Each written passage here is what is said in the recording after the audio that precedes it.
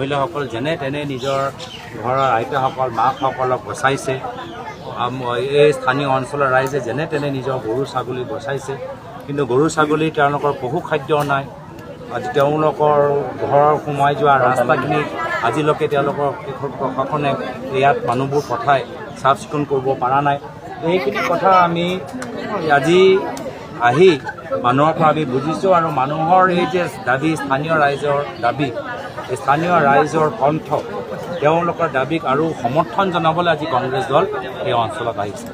এই তেওঁলোকৰ দাবী সমৰ্থন জনাবলৈ আমি আগন্তুক দিনত আমাৰ বিধানসভা মজিয়াত, আমাৰ কেন্দ্ৰীয় চৰকাৰ, দিল্লী সদনত আমি বিভিন্ন দলৰ কামৰ যোগেদি স্থানীয় ৰাইজৰ দাবী যে পূৰণ হওক তাৰ বাবে আমাৰ চেষ্টা থাকিব।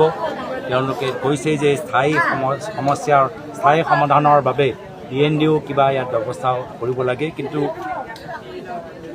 বৰ্তমান সদ্যহতে মই ভাবোঁ যে পশুখাদ্য, আমাৰ ল'ৰা ছোৱালীৰ বেমাৰৰ কাৰণে চিকিৎসা শিবিৰ, আৰু বিশেষকৈ গুৰুত্বপূৰ্ণ হৈছে গৰমৰ এই সময়ত খোৱা পানীৰ ব্যৱস্থা, আৰু ইয়াত ক'ত ক'ত দমকল বহাব পাৰে তাৰ কাৰণে তেওঁলোকে চৰকাৰে চেষ্টা কৰক, আৰু অৰ্থনৈতিক লোকচান কিমান হ'ল তাৰ বাবে চেষ্টা কৰক, আৰু টয়লেটৰ ব্যৱস্থা সোনকালে ইয়াত কৰিব লাগে।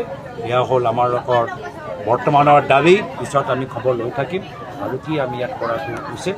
আৰু দুখ লাগে যে আজি বাৰম্বাৰ, আজি অলপ দিন আগতে কেন্দ্ৰ চৰকাৰৰ মন্ত্ৰী ইয়াত আহি গ'ল, কিন্তু কেন্দ্ৰৰ চৰকাৰৰ বানপানীৰ সময়ত অসমত কিমান সহায় কৰিছে যদি আপোনালোকে হিচাপটো লয় তো যথেষ্ট বেয়া। যিহেতু বানপানীৰ সমস্যা অসমৰ চুকে কোণে বিভিন্ন সময়ত হয়, আৰু অসমৰ চৰকাৰৰ ওচৰত যিমান টকা পইচা তেওঁলোকে ক্ষতিপূৰণৰ নামত বিচাৰে, মানুহক সহায় কৰিবলৈ নামত বিচাৰে, ৰাজ্য চৰকাৰৰ ওচৰত পইচা নথকাৰ কাৰণে, ৰাজ্য চৰকাৰৰ ওচৰত পইচা অভাৱ হোৱাৰ কাৰণে তেওঁলোকে কেন্দ্ৰৰ চৰকাৰক দাবী জনায় যে আমাক NDRF national disaster relief fund যোগেদি কেন্দ্ৰৰ চৰকাৰে ৰাজ্য চৰকাৰৰ ওচৰত যিমান পইচা আছে তাৰ উপৰিও আৰু কিছু পইচা দিয়ক।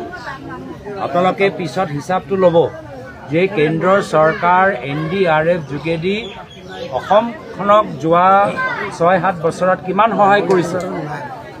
ইতিমধ্যে মই অলপ ৰেকৰ্ড যোগাৰ কৰিছোঁ। যোৱা 2019 চনৰ পৰা প্ৰায় যোৱা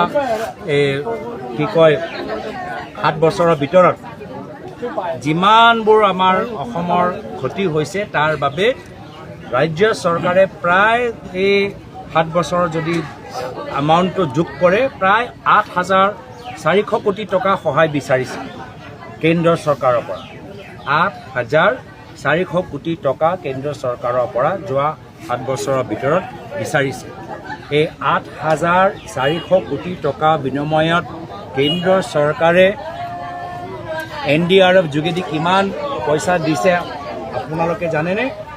মাত্ৰ 230 কোটি টকা, মাত্ৰ 230 কোটি টকা, য'ত ৰাজ্য চৰকাৰে গোটেইখিনি মানুহৰ লগত অধ্যয়ন কৰাৰ পিছত এই গোটেই যোৱা 7 বছৰত 8,400 কোটি টকা বিচাৰিছে।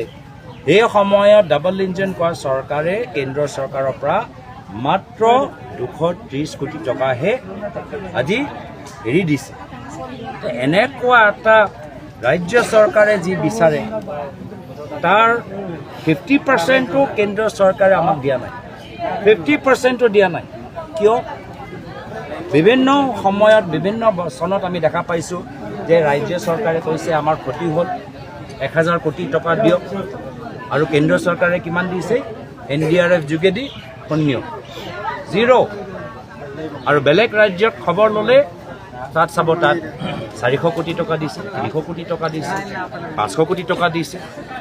আমাৰ এই ডাবল ইঞ্জিন থকা স্বত্তেও আমাৰ ৰাজ্য চৰকাৰ কেন্দ্ৰ চৰকাৰৰ পৰা আৰু অলপ সহায় ল'বলৈ আজি ইমান দুৰ্বলতা কিয়, ইমান বিফলতা কিয়?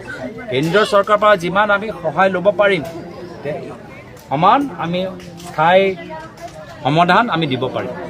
নহ'লে টুকুৰা টুকুৰি যদি পাই থাকোঁ তেনেকুৱা একো নহ'ব। কিন্তু স্থায়ী সমাধান যদি ক'ৰবাত লাগে, ক'ৰবাত END লাগে, ক'ৰবাত মাথাউৰি লাগে, ক'ৰবাত বিশেষ পেকেজ লাগে, তেতিয়াতো কেন্দ্ৰ চৰকাৰৰ পৰা সহায় ল'ব লাগিব। কিন্তু এই ক্ষেত্ৰত ক'ৰবাত ৰাজ্য চৰকাৰ কেন্দ্ৰ চৰকাৰৰ ওপৰত যিদৰে হেঁচা দিব লাগে হেঁচাটো তেওঁলোকে দিয়া নাই।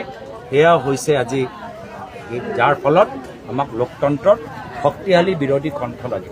নহ'লে আমি এইখিনি কথা উত্থাপন নকৰিলে কোনে উত্থাপন কৰিব? সেইকাৰণে আমি আশা কৰোঁ যে এই বছৰ ৰাজ্য চৰকাৰ কেন্দ্ৰীয় চৰকাৰৰ পৰা শক্তিশালী এটা পেকেজ আগতকৈ একদম বেছি দুগুণ বেছি পেকেজ আনিবলৈ সক্ষম হ'ব।